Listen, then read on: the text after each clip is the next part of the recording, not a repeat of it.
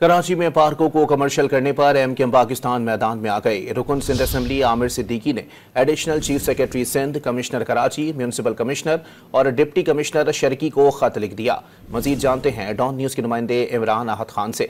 इमरान, बताइएगा खत के मंदरजात क्या है?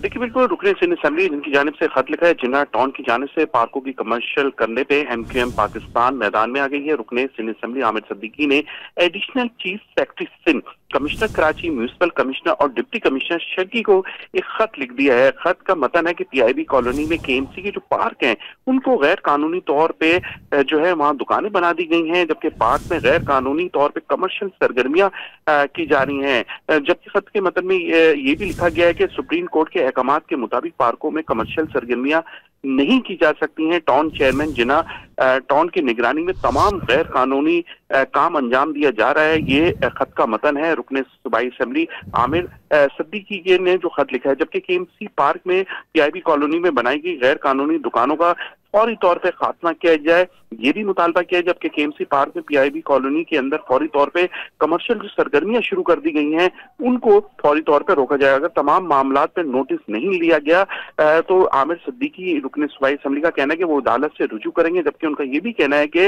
उनका जो खत है उसकी कॉपी रजिस्ट्रार सुप्रीम कोर्ट और असिस्टेंट डायरेक्टर एंटी करप्शन को भी अरसाल कर दी गई है। जी, बहुत शुक्रिया इमरान।